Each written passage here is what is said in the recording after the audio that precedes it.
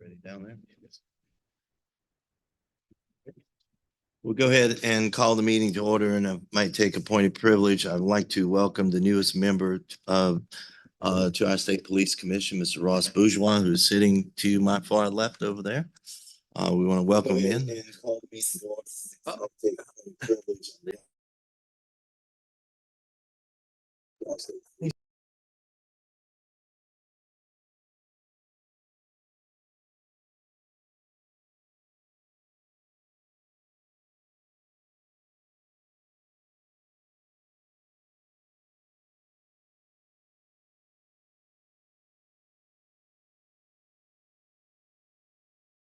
Present. Monty Matalago. Here. Ross Bourgeois, Present. Tony Pari, Here. Euless Simeon. Here. Jared Ricky, Here. Lenore Feeney, Here. Jason Hanneman, Here. and Erica Dorsey. Here. At this time, I'd like to observe a moment of silence and speaking for myself, and I know on behalf of the other commissioners, we want to recognize the passing of a 22-year-old veteran from the state police, Lieutenant Amanda Fourier. And I usually don't say anything about prayer, but that's what I tend to do during my moment of silence, is to pray for her and her family.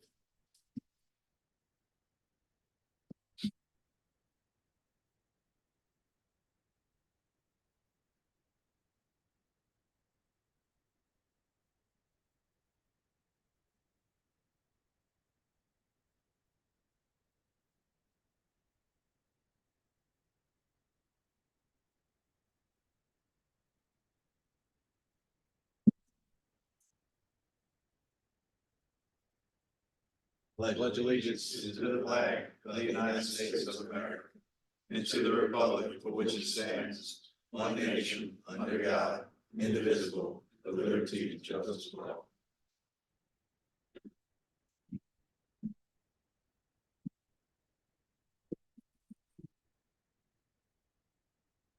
We have no request to address the commission on items on the agenda, as I understand. Is that correct, Shannon? That's correct, Mr. Chairman. There is an opportunity for Mr. Gee to address the commission on item number 4, and he is present. Right. We'll move to the first business item, consideration of the minutes meeting from January 11, 2024. So moved. Move to approve Second. and seconded. All in favor? Aye. Any opposed? Abstain. And we have one abstention. And any opposed? The ayes have it. Item number 2 is request of the Office of State Police to reinstate leave for Lieutenant John Clary in accordance with the Division of State Police Commission Rule 11.30. And is there any presentation on that? Jason Hessig, General Counsel. No, Your Honor, we're no presentation on that, Your Honor. And is Lieutenant Clary or his representative here, or no? We are. Lieutenant Clary's here in Kyle Green. I represent Lieutenant Clary. Is there anything you would like to add? This is a pretty simple request. I know that Colonel Hodges made the request for the restoration of the leave that Lieutenant Clary was required to exhaust pending the criminal investigation and proceedings in Union Parish, and we agree with everything in his letter. Okay. All right, thank you. Entertain a motion to go into executive session to discuss issues relating to allegations of misconduct. I'll move. Second. It's been moved and seconded. Please take a roll call vote. Jared Ricky. Yes. Mark Cole, Yes. Oliver Jenkins, Yes. Tony Pari, Yes. Ross Bourgeois, Yes. Monty Matalago, Yes. and Euless Simeon. Yes. Okay, it's been unanimously voted to go into executive session. We ask that everyone step outside, move away from this area, go out into the atrium area. Do not leave any of your belongings in the room.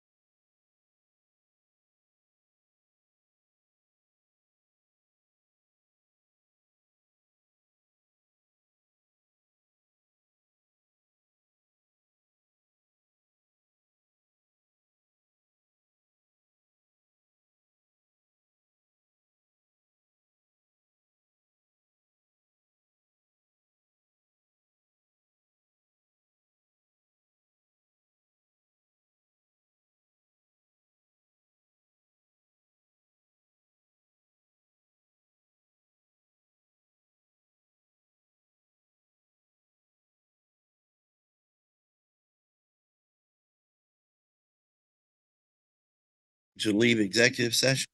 Move. It's been moved and seconded. Take a roll call vote, please. Jared Ricky, Yes. Mark Cole, Yes. Oliver Jenkins. Yes. Tony Puri, Yes. Ross Boudreaux, Yes. Monty Matalago, Yes. and Euless Simeon. Yes. It's been unanimously voted to leave executive session.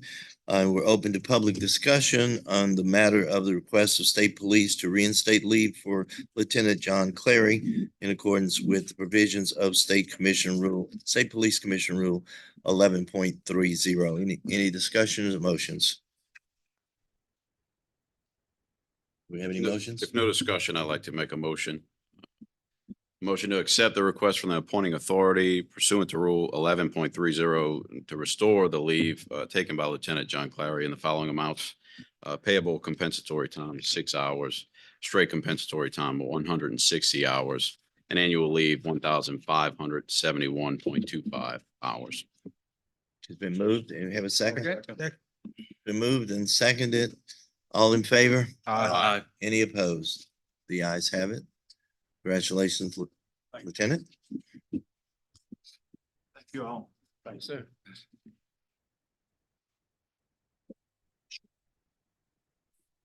For efficiency, I probably should have called this second agenda item before we broke into executive session, but in accordance with State Police Commission rules, this is item number 3 of the business items. In accordance with State Police Commission Rule 13.22, consideration of amicable settlement of appeals submitted by the parties in the matters of Russell Brew. That's not on here any longer, is that Right. correct? That's our understanding, but it's still on the agenda. So it on just, the agenda, but it's gonna be pushed back. And we'll move for that, Your Honor. Okay, well, that's the item on the agenda is for consideration of the amicable settlement of Russell Brew, docket number 23270-T, Daniel Cedars, docket number 23271-S, and Keith Bergeron. The Bergeron or Bergeron? I want to get it right here because We've been going with Badgeron. that's because you're from home of Thibodeau area. Baton Rouge, Your Honor. My person that works in my office tells me that it's Bergeron because he's from home of Thibodeau, and everybody else tells me it's Bergeron. I'm gonna go with Bergeron. How about that? Docket good. number 23272-S. Do you have any discussion or motions related to those 3 items? I would move to, for the commission to approve the settlement agreements in those 2 matters. I apologize. Russell Brew, Your Honor, we are moving to continue that to the February commission date. The other 2, I'm sorry, March. The March commission date. Daniel Cedars and Keith Bergeron, we're requesting the commission to approve those 2 settlement Well, agreements. let's break it up and deal with them. Yes, Your Honor. So you're moving to continue the consideration of the settlement of Russell Brew until the March date. Is there any objection from Mr. Brew or his counsel? I don't believe so, Your Honor. But we got a request for additional information in this matter. And just to satisfy that request, we're moving. We have not had that discussion with his counsel, as I'm aware. We have let him know that it will be moved to the March You didn't date. hear any objection when you No, let Your him know? Okay, all righty. So we'll look at it as unopposed because if there was opposition, obviously they'd be here ready to present their request. Yes, Your Honor. Do we have a motion? I'll move. Moved and seconded that the matter of consideration of the amicable settlement of the appeal submitted by Russell Brew, docket number 23270-T, be continued to the March hearing date. All in favor? Aye. Any opposed? The ayes have it. Okay, now you Thank want you. to submit the other 2 at this point. Yes, Your Honor. We can start with Daniel Cedars. He was originally, we had 2 counts for him, Your Honor. That would be code of conduct and ethics and body worn camera. For those 2, we have originally suspended him without paying allowances for 12 hours. The agreement that we have reached with him is that the 8 hours of suspension formally applied as discipline for violating body worn camera and in-car camera will be reduced to 4-hour suspension, which he has already completed. And then for the 4 hours of suspension formally applied for violating procedure order 901.23, that's code of conduct and ethics courtesy. We are rescinding in place of that. We are wanting to do a letter of counseling for that matter. So it's being reduced to 4 hours? Yes, Your Honor. Total. Is there any comment from Mr. Cedars or his counsel? Floyd Falcon on behalf of Sergeant Cedars, reached an agreement that's amicable and everybody's seem to be satisfied with it, Your Honor. We'd hope that y'all would approve it. One of the issues obviously involves the issue of use of body worn cameras. That is an issue that this commission does take rather seriously. And that was reduced from 8 to 4. His body worn camera went off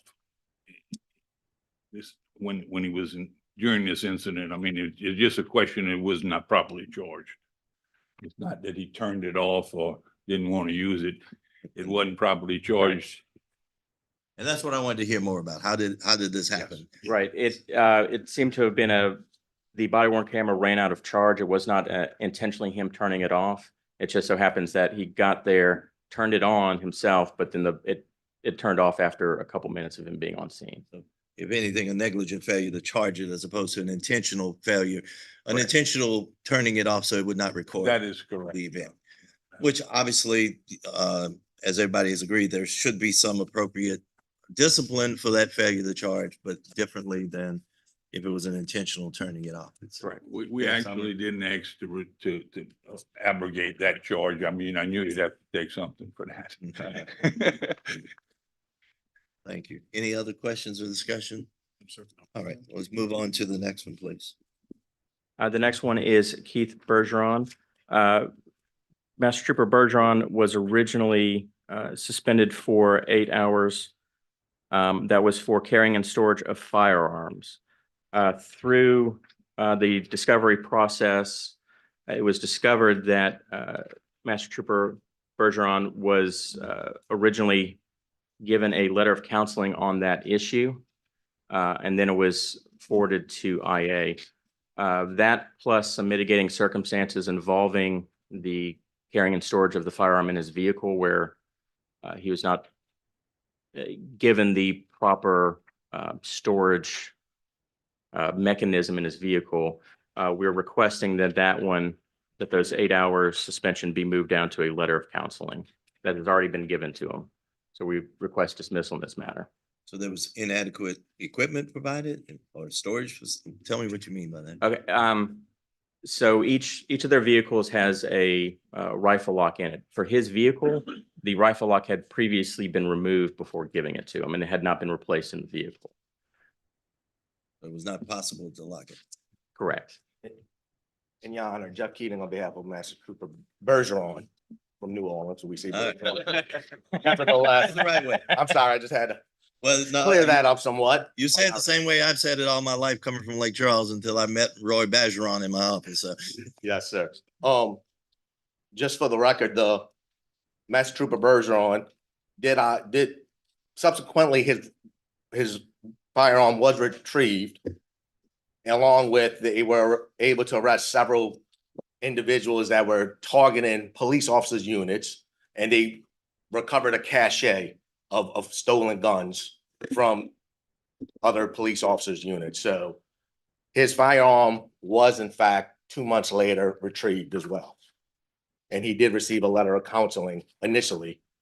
And then months later, the state has said the IAD has gotten involved and conducted this administrative investigation, which led him to 8-hour suspension as well. any other questions or comments? Any other commissioners? All right, unfortunately, I'm gonna have to say the same thing again. Yeah, probably so. Let's see.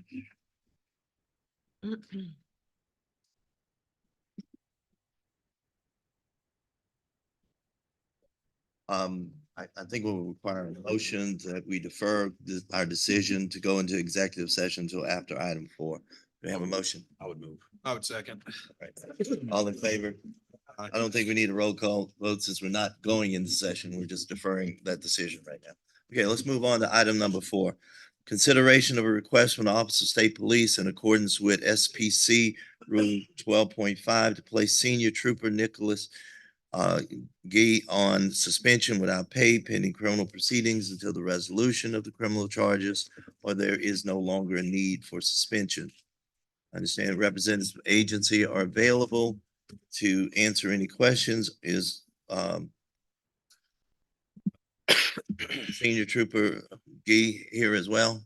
He is, Your Honor. He is, Your Honor, And Lloyd Falcon. counsel. All right, are y'all gonna speak on this issue? We're gonna say what we can say publicly, yes, sir.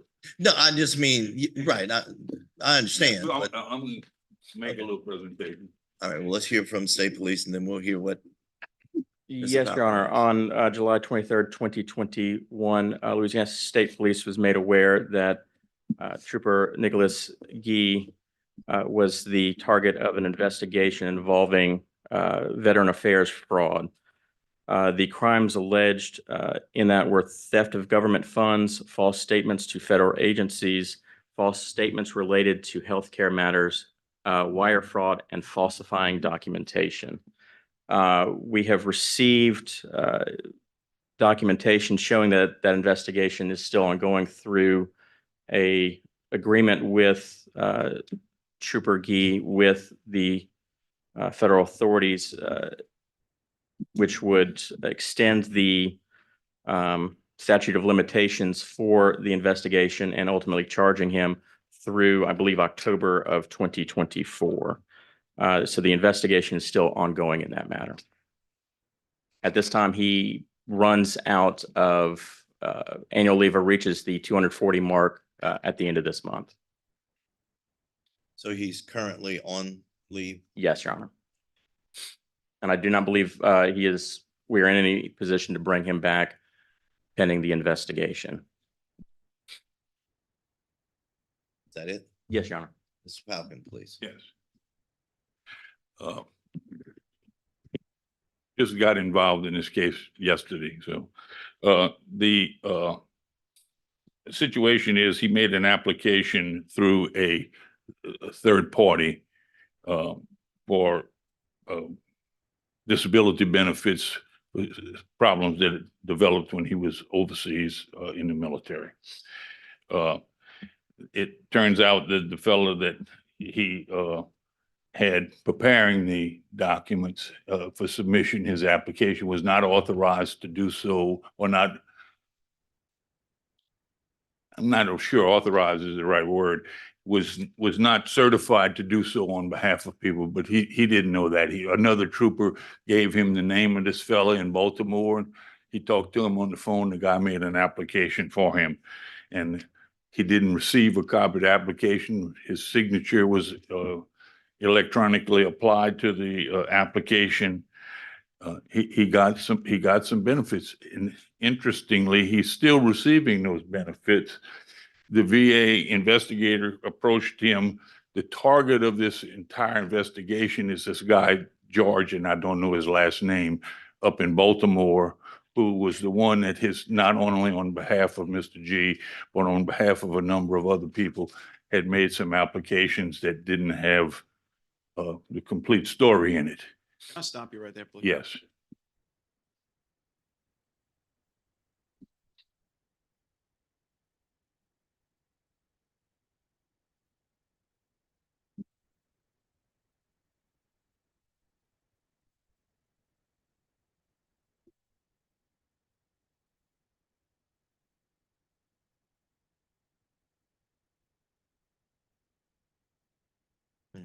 All right, and I understand you're going to keep your comments limited because of particular. Yes, sir. Criminal I think matters. I have to talk in pretty much generalities, if you don't Okay. mind. All right, But anyway, these are some of the points that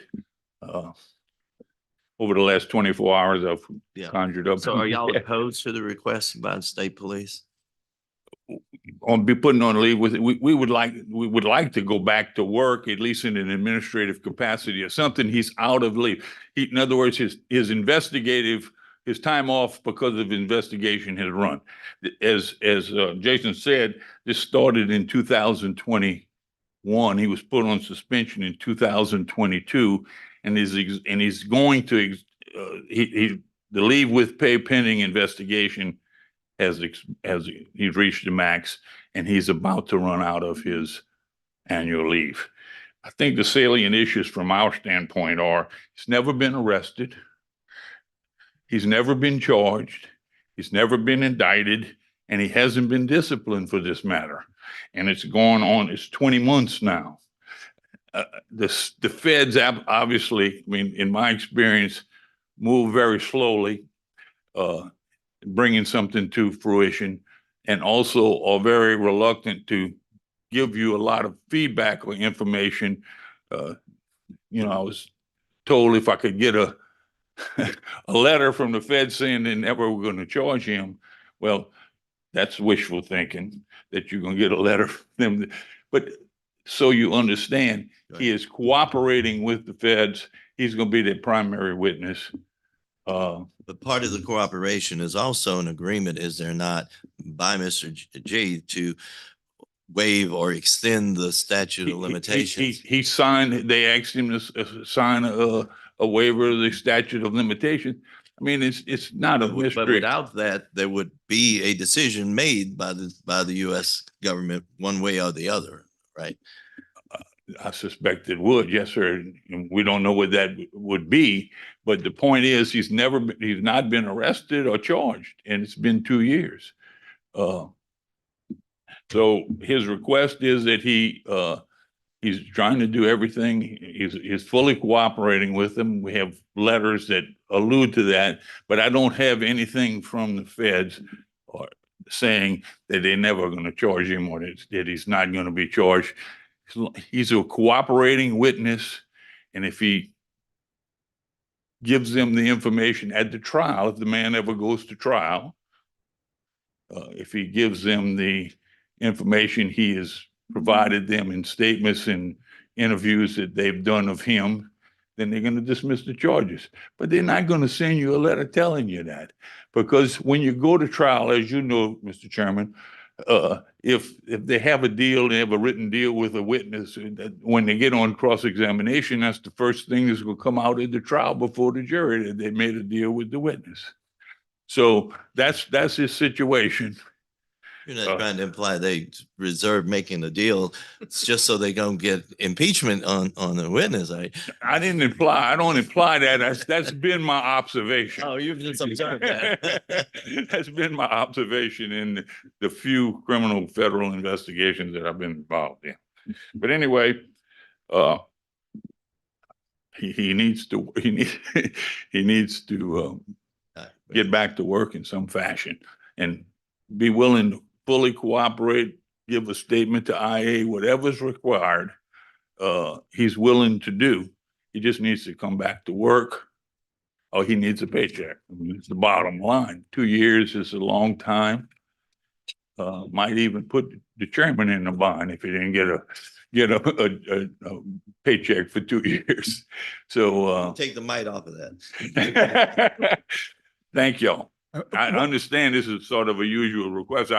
I really, it all came to me yesterday, and I had to kind of sort through what the facts are anyway. But we have some, like I said, we have some information that we can supply to the Office of State Police, but it's not going to be, you're totally absolved. They just don't give that out, to my knowledge. Obviously, what y'all are going to exchange between yourselves, this has nothing to do with our consideration right now. And I just invite y'all to get together and do that. But right now, we got to consider the motion that's pending. Any further? No, Your Honor. Mr. Chairman, may I ask one question? Certainly. Go ahead, Okay, Commissioner. you did say that he continues to get those veteran benefits Yes. this sir, he entire does. time, like Yes. they haven't stopped those benefits. He's appeared and been interviewed by the Veterans Administration, investigators and so forth. Cooperated with everybody, and they haven't cut off his benefits. So I don't know if the right amount of, it's just gonna be, there's no question, I don't think that he's entitled to some benefits. Is the question of the level of benefits. And to be frank with you, in his his lawyer's discussions with the, not his lawyer, but his lawyer's discussion with the feds, with the U.S. Attorney's Office in Shreveport. If it's determined that he's at the wrong level and he's getting too much, he'll pay that back. And if he's getting too little, we don't have the final, they haven't made a final decision on that, and they just let it ride for 2 years. I'm very familiar with the system. So, okay, thank you. Thank you, sir. Any other questions? Anything else from the department? Not on this matter, Your Honor, but I would like to make a comment to the commission, if I may, on these matters. Thank you. Yeah. And I want to thank the commission staff for working with us over the past 2 weeks to get a number of these issues resolved. Going forward, we're hoping that with a little bit of room to maneuver coming out of this, that we'll be able to present matters to y'all instead of day of hearing, hopefully a month or two before, so that we can give y'all time and certainly give us time to reach resolutions in these matters. That would be appreciated. Yes, sir. All right, so now we would entertain a motion to go into executive session to discuss allegations of misconduct relative to two pending requests for approval, settlements of amicable settlements of Daniel Cedars and Keith Bergeron, as well as to discuss allegations of misconduct in regards to Senior Trooper Nicholas G. I'll entertain a motion to go into executive session. So moved. It's been moved and seconded. Take a roll call vote, please. Jared Ricky, Yes. Mark Cole, Yes. Oliver Jenkins, Yes. Tony Puri, Yes. Ross Boudreaux, Yes. Monty Matalago, Yes. and Eula Simeon. Yes. Okay, it's been unanimously voted to go in executive session. I'm giving you your exercise today. So if y'all would head out over to the atrium area and take all of your belongings with you.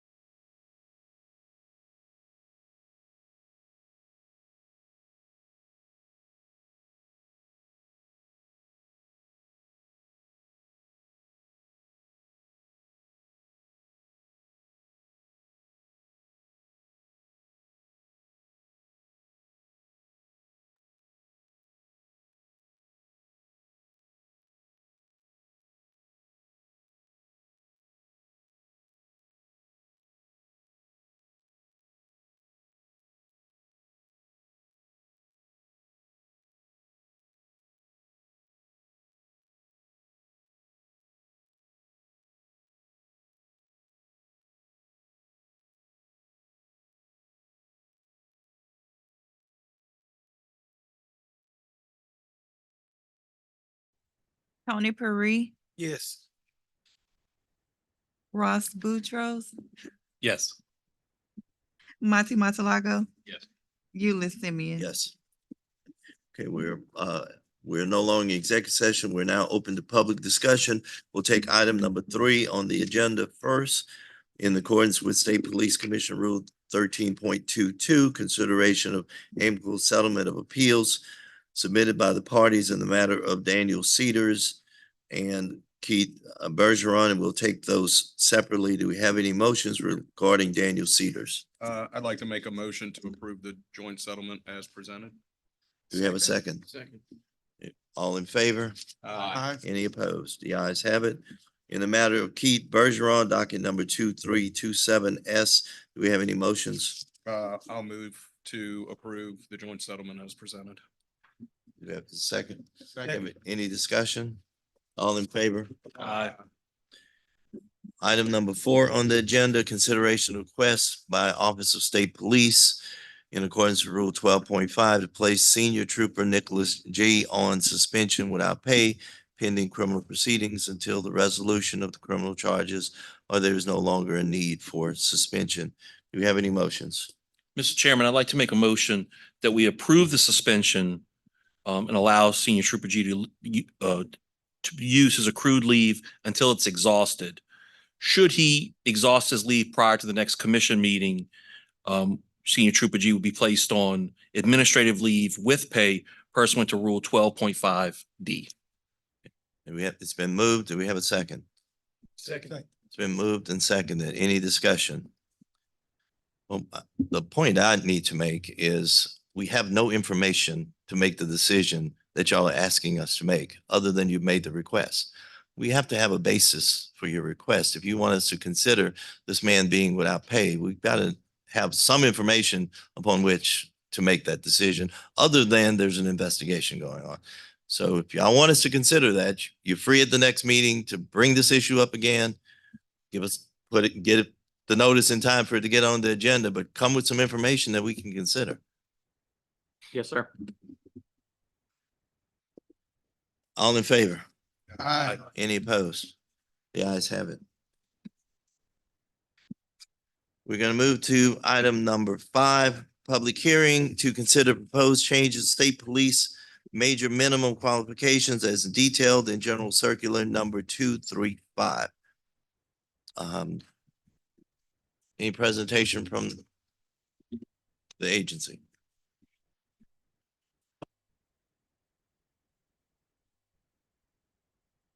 Good morning, Mr. Chairman, Commission members, staff. Robert Hodges on behalf of State Police regarding item 5, specifically the minimum qualifications for State Police Major. Presently, State Police has 33 commanders who all serve as budget heads, section commanders, troop commanders throughout the agency. However, only 33 are recognized under the rules as captain. They perform the same functions. They have layers of leadership in the lieutenant, sergeant, and trooper rank, although they might be labeled differently. The duties and the performance and the expectations are the same. Those two positions specifically are in the patrol command underneath the crisis response and emergency services division. So in patrol, you have 13 commanders and only 11 are recognized as captain. Specifically, so you have the non-patrol troops, you have those captains for each of the troops, and then in the other patrol division and patrol command is crisis response and emergency services. And specifically, there's 4 commanders in that division. The first one is over transportation and safety. That's a captain. The second is over crisis response. That's a state police captain. The third is the command pilot over the air support section. And the second, or the fourth, is the command technician over emergency services. All have the same responsibilities with regard to state police being the commander and budget head of their respective section within the division. However, the command technician and the command pilot are not recognized under state police current rules as captains. I think that in fairness and objectivity, they should be recognized as such. It causes division within our agency. It gives the appearance that they are of a lesser authority or rank. I was unaware of this, so pardon my lack of knowledge prior to my appointment on January 8th, that they were not considered as the rank of captain. And the request to the members here today is to give them the same recognition, the same designation within the commission rules as the other 33 state police captains.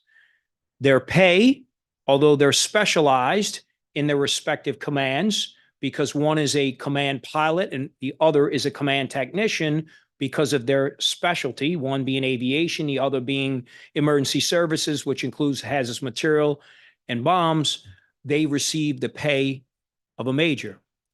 Those four positions, and I don't want to lose the group here, those four commander positions report to a major, a state police major that Chief Frank Besson used to command that position. So you have four in the group, two under state police rules are recognized as the captain, the other two are not.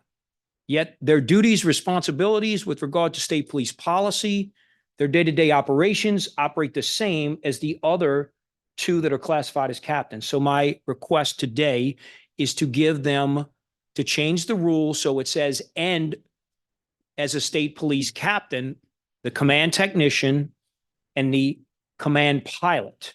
This would make them eligible for promotion or consideration for promotion and minimum qualifications to apply for the position of major within the agency, especially within their respective command. Again, I was unaware of this, and today I ask for your consideration and approval to classify, let me rephrase that, to categorize those two positions in line with the other 31 state police captains within the agency. So we have consistency and fairness, and they have the same privileges to go with their responsibilities as the other 31 captains. Any questions from any? I guess I just have a question, and maybe I'm a little bit lost, but you keep referring to them not being classified as captains under State Police Commission rules, but they're not classified as captains because they've never been promoted to the rank of captain. Is that Well, not so accurate? let's I'll answer your question, Mr. Chairman, in just a moment. Each section within that patrol division of crisis response, in order to get in those sections, you have to apply and compete to be selected as a state police pilot or a state police technician, just like you do for promotion to sergeant or lieutenant or to captain. Although there's not a test, you have to compete. It's recommendations, it's work experience. So to enter those two commands, you in turn compete, and everyone in the agency, all men and women within state police who have, obviously you got to have a minimum of 5 years on the job, just like you do for sergeant, to compete for those positions. They allow for those, once you're selected, then as a command structure within each of those respective units, air support and emergency services. So there is in the emergency services, there is a supervisory technician, which is the equivalent of a state police sergeant. There is a deputy command technician, is equivalent of a state police lieutenant. Duties and responsibilities and the roles that they execute and exercise on a daily basis are in line with the other state police ranks. And then the command pilot, or in this case, the command technician, they operate just like a state police captain. So there is a process. Now, one would ask, well, I'm a state police sergeant in one section, and now I want to be a deputy command technician, which is equivalent to lieutenant. Well, there's requirements for training. There's federal guidelines and things that you schools and things you have to go to. And one would argue, well, I didn't have that opportunity, but certainly you do. We've had some state police sergeants over the years that were in the traditional progression who elected to say, I'm really interested in emergency services, or I had a pilot. I would like to be a pilot. Therefore, they would have to, under the rules, give up their rank as sergeant and move into the process of aviation under air support or emergency services. There is a progression within that rank. My ask today, and to answer your question, is to give them, those commanders, the captain designation that minimum qualifies them for advancement to the rank of major, even, of course, their own division, but all divisions. And the reason is because we have the same duties and responsibilities, but we don't recognize them because previous administrations requested through other commissioners and other members for this change. I think, and I believe in my heart, that their intentions were good then, but today, in the vision and leadership that I have, and I believe that y'all support, in fairness, that is the objective today, to give them that recognition. So I'm going to use two examples of late. We had a sergeant in our police logistics supplies who was working in our fleet, who was a pilot in the Army National Guard, that elected to give up his sergeant rank and apply and compete for the position of pilot. And he was selected. We also had, a few years back, a sergeant in training who elected to give, he was in training for the northern part of the state, who elected to give up his sergeant rank to move into the emergency services. And he took the position as technician. Now, in order for him to become a supervisor lieutenant, he has to have the number of years, has to have the number of certifications. And in fairness, they have that opportunity. The challenge is today, and I realize I'm giving a lot of information in a compressed amount of time, but our captains, our commanders should be uniform across the agency. And although they're given special pay, which I don't think any of our troopers would contest, because if they want that position, they have the same opportunity to apply, compete, and move up. But you can't, a brand new lieutenant in the military is suddenly not going to become a battalion commander and skip 4 ranks.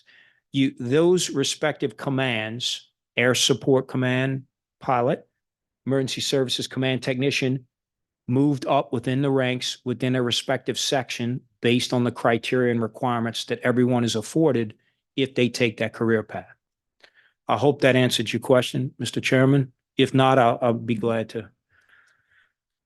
I guess my only other question, and I understand you're trying to deal with a problem today, people Yes, sir. that exist today, but wouldn't it be more appropriate to look at the issue from addressing whether the rank in those positions should not be elevated rather than changing the qualifications to apply for So the other? we're recognizing our command pilot and our command technician as state police captains, which they are. The language just doesn't say the word captain in there. Therefore, on the rules, it makes them ineligible for the minimum qualifications to compete for major or even for lieutenant colonel. If y'all recall, and I'm not suggesting that either of these current positions, remember, it's not about the person, it's about the position.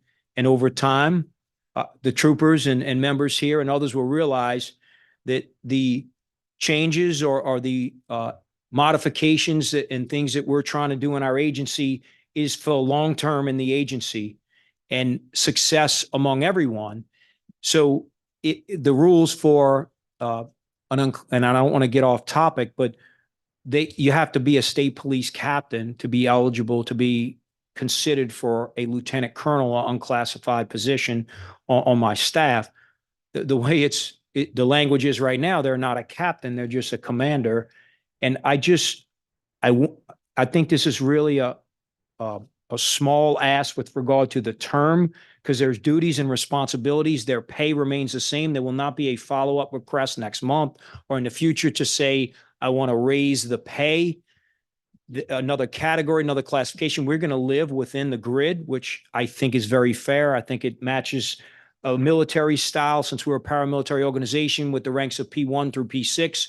It just makes the P6 rank of those 2 positions, which are part of the 33 commanders that we have, giving them the recognition and the categorization as a state police captain, which allows them to compete for a major's position. And if they did compete for it, they wouldn't get a pay increase. Their pay is already at a major's pay because of their technical skill. They just have the opportunity, if they want to compete and lead, they have that option, whoever's in the position. So the only question I had, you just answered, but I just for the sake of clarity.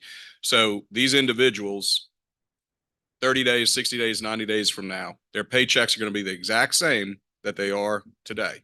This isn't going to be followed up with some kind of special pay increase, or it's not some way that these individuals are going to be making more money. This is strictly, if I understand you right, to clean up the Categorization. categorization of that. Yes, that is correct. The only paid things we were asking, we addressed last meeting.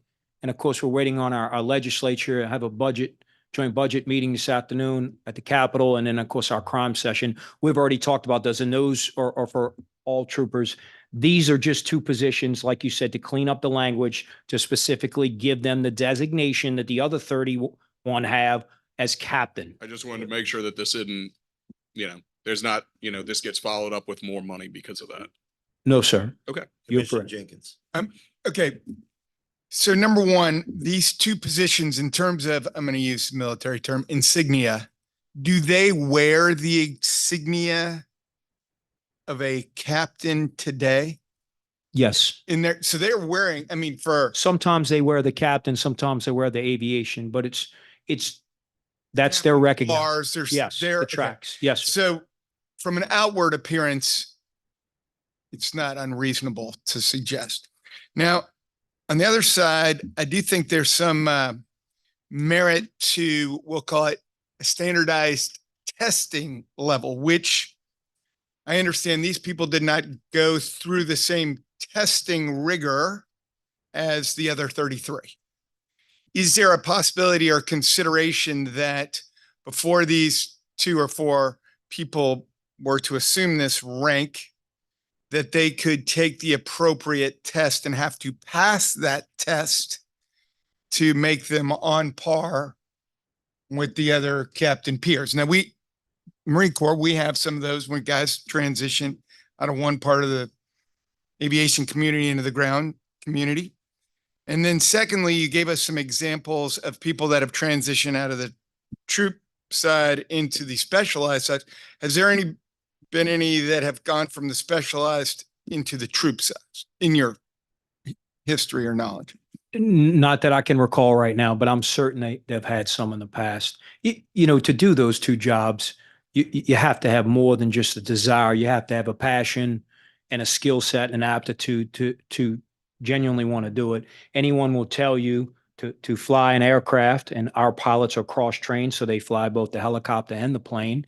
If they have one certification, we send them to get the other. And on the emergency services side, although all our technicians are not bomb and hazmat due to the federal funding and the ability to get us to the schools, we do have several that have both certifications.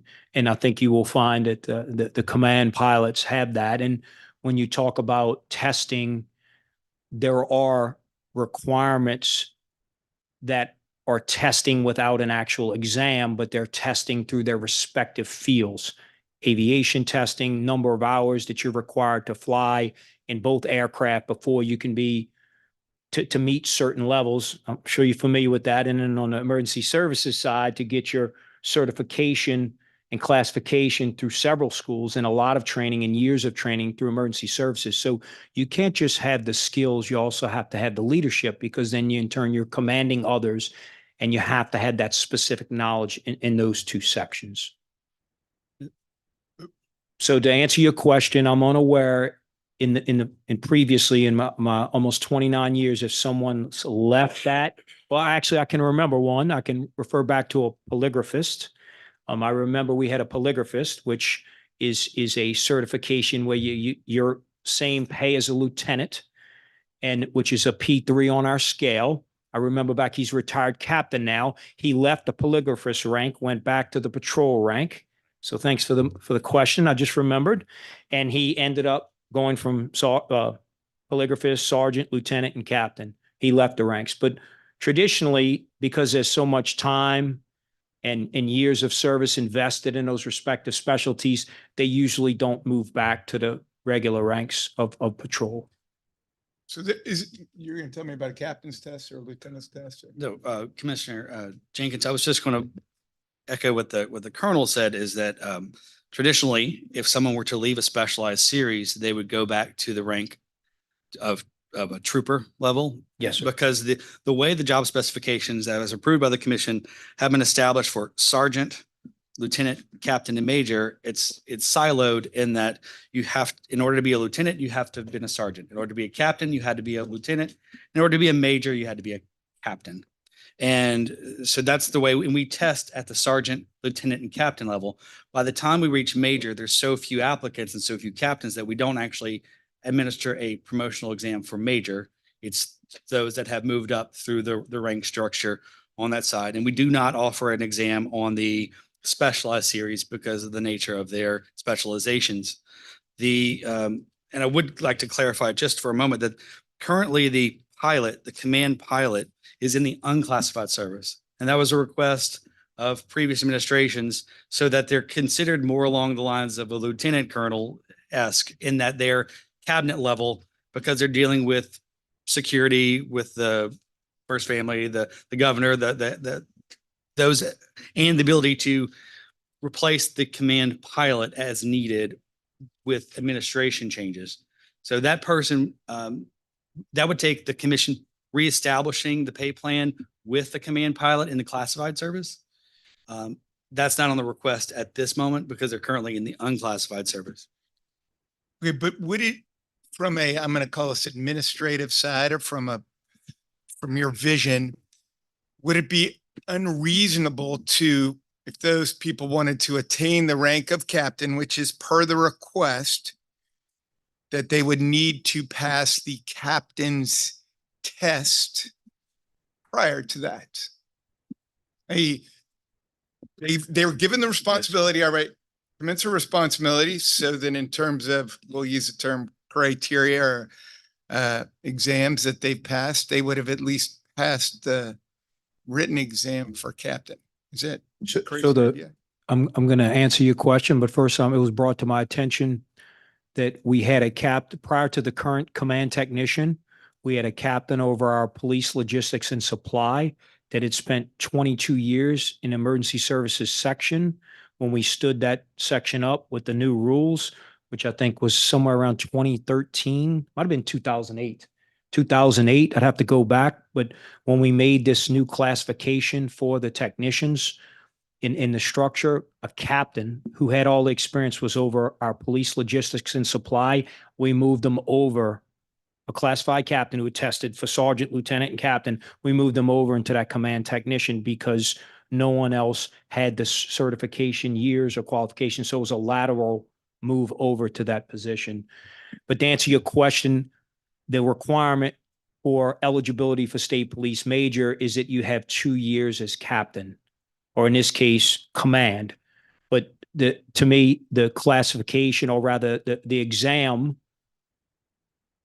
the reason why we're not going to go back and ask all of the people within that rank structure who moved up and competed, which they have to, just like we do the other promotions, they come in front of myself and the command staff, they present qualifications to compete for those positions. We discuss all the candidates, we look at qualifications, and we make recommendations for promotions. I'm not going to go back and ask them to take a test to be eligible for the rank of major, to go back and take a test for the rank of captain. And one more clarification, commissioners, is that the exhibit as submitted doesn't designate the emergency command technician as a captain. What it does in the proposed qualification that's before you today is that it says for the position of major, a minimum qualification is 2 years of experience as a state police captain. A substitution is what's being proposed, will be 2 years of experience in a classified state police service job title with a level of work of manager or above, which is the command technician, and performing all functions of a commissioned state police captain, which is also in the duties of a command technician. So it doesn't designate them a captain. It allows them to would allow them to compete for major based on their experience, their service, and their function of work. And that was really the point I was trying to make. I earlier. apologize, No, Mr. that's okay. Chairman. The optics just appear that we're watering down I'm just saying what the optics appear to be. That No, we're I watering- appreciate your candidness. Watering down the qualifications for major to people who are eligible. And my thought was, wouldn't it be better if we changed as you explained it, we're changing but that's not what we're doing. We're simply changing the qualifications to apply for major. And from an optics standpoint, I just think it would look better the other way around. Mr. Chairman, the only titles in the pay plan that are of the level of work of manager or above, or the command technician, captain, the command pilot when it was classified, and major. So that level of work is commensurate as far as a manager. In the specification, it does say a command technician performs all functions of a commissioned state police captain, which is in the approved job specifications, but it's outside of that traditional rank. So Might not be possible to put it in that. yes, because they're Okay. correct. All right.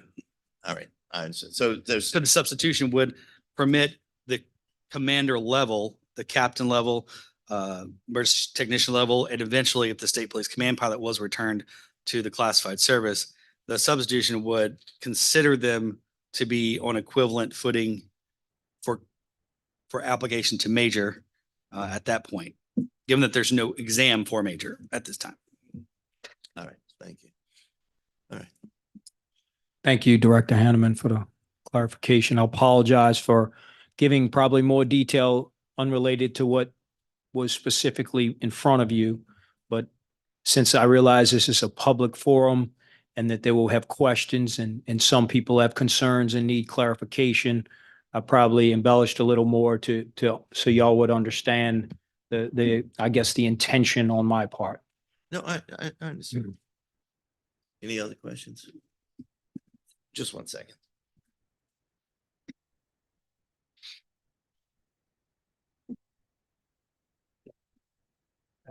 Asking those guys.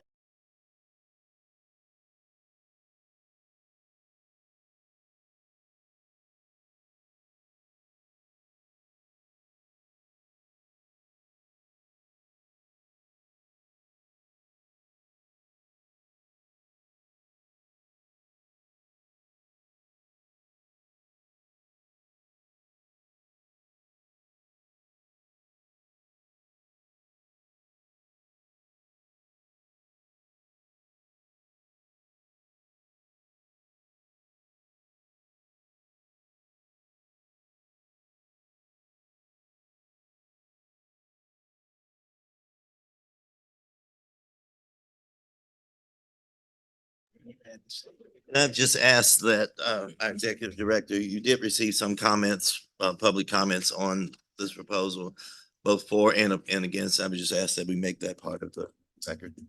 Yes, Mr. Chairman, I did. I received 3 communications that are in your binders. And I will read those for your for the record. One was addressed to Vice Chairman Montalongo and I, and it says, "Sirs, I hope to voice my opinion to both of you because I don't want to be looked at unfavorably in the new administration. Troopers are not happy that you're going to allow hazmat and pilots to apply for hard ranks outside of their sections.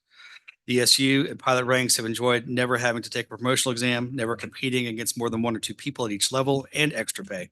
Now they get to come and apply for the highest classified position after they were completely insulated from all the competition we have to endure for the same level. That is absurd and quite frankly unfair." And then we had 2 that were in favor. It says, "Mr. Hanneman, with the fast approaching hearing date regarding the classification and pay plan, which will be heard before the commission, I'd like to point out a few items for clarification. There may be concerns regarding the qualifications for an individual in a specialized section. when qualifying for rank outside of that specialization, in particular, the qualifications for state police major. A state police captain, by definition of the job description, receives his supervision from a state police major and performs the level of work of manager. When compared to that of an emergency service command technician, by definition of the job description, they both receive their direction from a state police major and perform the level of work as a manager. Additionally, when reviewing the examples of work in the emergency services command technician job description, the first line states performs all functions of a commissioned state police captain. The difference being differs from state police captain by the specialized training and skills to oversee personnel making technical decisioning involving hazardous materials and or explosives. In other words, the job descriptions as defined by the commission state both positions perform the same level of work and receive the same supervision, which the subject matter expertise being an additional requirement for the command technician. Additionally, there is a substitution for the emergency services command technician, yet not one for the position of captain. And then it goes on to say the substitution for emergency service command technician states 3 years as a state police captain or 2 years as a state police captain serving in the emergency services division. That substitute is 2 years as a state police emergency services deputy command technician, having satisfactorily completed the following training. And it lists the specific training. In comparison, one must be a captain for 3 years or 2 years with 8 additional classes to even be considered for the position of command technician. In summary, the job specification, the level of work, the supervision received, and the supervision exercised are the same, except that the distinction differs from the state police captain by the specialized training and skills to oversee personnel making technical decisions involving hazardous materials and or explosives. Additionally, the example of work, it states, performs all functions of a commissioned state police captain. The level of work, the supervision received, and the supervision exercised are the same, minus the subject matter expert qualification. Furthermore, the minimum qualifications for captain are 2 years of experience as a Louisiana State Police lieutenant. An individual has to have been a Louisiana State Police captain for 3 years or 2 years with the aforementioned training to hold the position of command technician. Should anyone have any questions regarding position descriptions, please feel free to contact me.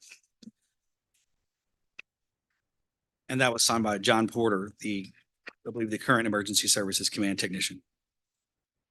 And one other comment was received.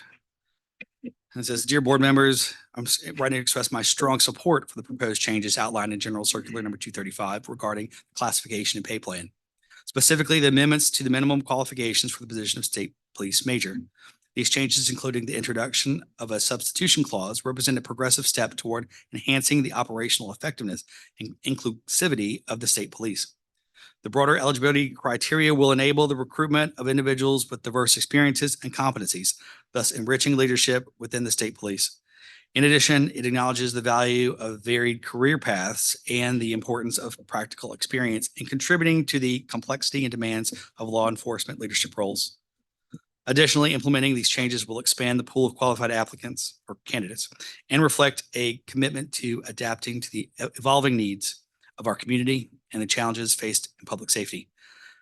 This approach ensures that the state police remains a dynamic and responsive organization capable of meeting current and future demands with the best available talent. Therefore, I urge the State Police Commission to adopt these proposed changes as they are essential for the continual improvement and effectiveness of state police. And that was signed by Rodney Hyatt, the LSTA headquarters affiliate president. Those are the comments I received regarding this proposal. If I may. Commissioner Montalvo. I think one of the issues that we've learned is that there's a lot of unnecessary complexity with these specialty titles within these sometimes silos of the pay grid. And I think that this rule change would allow for upward leadership mobility for these two commanders. And furthermore, I'd like to see maybe some simplification of the pay grid, so where we maybe eliminate some of this in the future and we don't have these issues, maybe a little bit limited rank structure. So where we're trooper, sergeant, lieutenant, captain, major, and then, additional titles or something of the sort, which would probably take a long-term study and some committees and some bit of time spent on this. So I think that's probably what we need to shift towards is simplifying the pay grid in whole. And I think this is a step in the right direction to move toward it.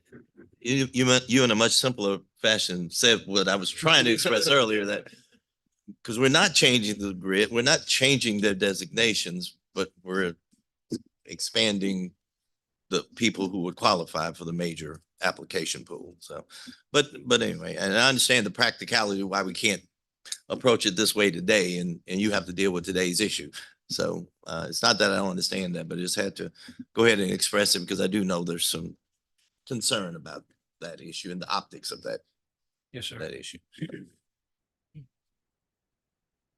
Without Amen. further discussion, I'd like to make a motion Please. to approve the rule as changed as General Circular 25. Is it 35? 235 stated. And I'll second your motion. Despite my optics concerns. Sure. I don't think we don't need a roll call, do we? No. All in favor? Aye. Any opposed? Thank you. Thank you, Mr. Chairman and members.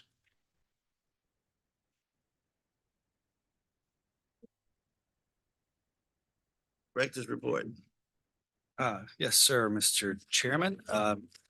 Behind tab 6, you'll find the expenditures of the commission, which are presented for your review and consideration.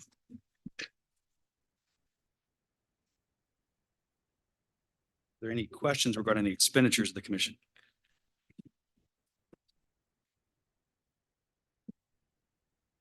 Doesn't appear so. Correct. Next item I just wanted to advise is that we are finalizing the announcement for the May promotional exam. After 2 years of consolidating exams and 4 exams administered, the May exam will be a mandatory retest. And so that announcement will be published by early next week. Any questions regarding the exam? And what means, just to make sure everybody is aware of the mandatory nature of the retest, what precautions are going to be taken to make sure that word gets out so no one is mistaken in believing they can rely on their previous exam. It's part of the announcement. It's published as part of the announcement, and then it's also communicated in a departmental email that I send out regarding the announcement. And it's amazing how quickly the announcement an application is posted and the turnaround time to the first applicant sending one in to Miss Debbie. It's minutes, or it seems like. So everybody should be looking out for that, but we will communicate that thoroughly. And then I wanted to just point out that our next meeting is scheduled for Thursday, March 14th at 10 a.m. And that concludes my director's report. All right.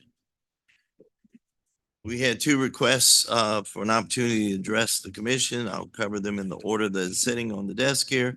Mr. Burns, you would be up next. And your request was to speak in regards to the letter. What's that? Well, it's way better than mine, I'll tell you that. To speak in regards to a letter that was sent by the commission in regards to a campaign, and you can give more details on that. Yes. And I doubt I'll use my full 5 minutes. I don't anticipate doing so, but for technical purposes, Robert Burns with Sound Off Louisiana. And as most of you know, I run the blog Sound Off Louisiana. And as part of that, the reason it was named that way is it provides an opportunity for those who have a concern or something they want to express about a Louisiana governmental operation to sound off. And I would include in that this commission. They clearly had the body clearly had a desire to sound off with regard to some billboards that are present in St. Tammany Parish with regard to the candidacy of Mr. Colin Sims, the interim district attorney and the one who is seeking the full term because of the regrettable passing away of Mr. Warren Montgomery. And so upon receiving photos of the billboards, and then subsequently upon receiving the actual letter that was signed by the then 7 commissioners, I went ahead and went forward with a feature that admittedly was one-sided because I'm given the opportunity for the commission to express its sentiments, which were that in essence, that the troopers did not acquiesce to this, and that it gave the appearance that the troopers were endorsing the candidacy of Mr. Sims. And then this body said, therefore, we are issuing a C&D, cease and desist, and respectfully requesting that those photos be removed from the billboard. And that's the way I presented it on the sound off feature. I will tell you that I got feedback with regard to that. And I will have enough humility to admit that there are followers of my blog that I know for a fact are, my humility, more intelligent than me. And they had some comments to make about the letter that went out. And their statements basically state that that photo was taken as part of a public photo and you have no expectation of privacy in that setting. They therefore believe that it was a very strategic move and that there is absolutely nothing wrong having been done by that campaign. They furthermore went on to express that they believe that the commission itself, in sending out that letter, actually interjected itself into a campaign in an improper fashion, the very thing for which the commission is being critical of the Sims campaign. So just as I gave the commission side of it, I felt obligated to come and to make the statement that those sentiments were relayed to me, and they were relayed to me by some folk that I consider extremely intelligent. So while I'm not a lawyer to know where this falls on this, I thought they posed strong arguments, but sometimes I've thought strong arguments were posed in court and the ruling didn't go the way I thought it would go. So that's all I'm doing, is presenting if you will, the counter arguments that were proposed to me, that the Sims campaign did absolutely nothing incorrectly or improperly in this matter. So that's all I have to say, Mr. Chairman Seaman, and I appreciate the opportunity to address you. Thank you for your comments. Yeah.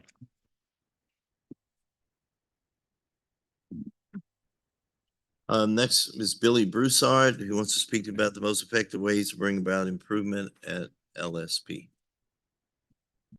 Afternoon, Mr. Broussard. Well, still morning. Good morning. I'll be quick. Mr. Chairman, good morning. My name is Billy Broussard, members. I've been watching this story in regards to, I've been living out a matter myself that I'm not going to go into the weeds about that, but there's a perfect example here in regards to something y'all visited today, which is a matter involving John Clary. And I personally truly believe that after watching this story, I mean, watching testimony, you know, at the Capitol, et cetera, that the evidence supported that this gentleman did not do what they said he did, which was withhold a body cam.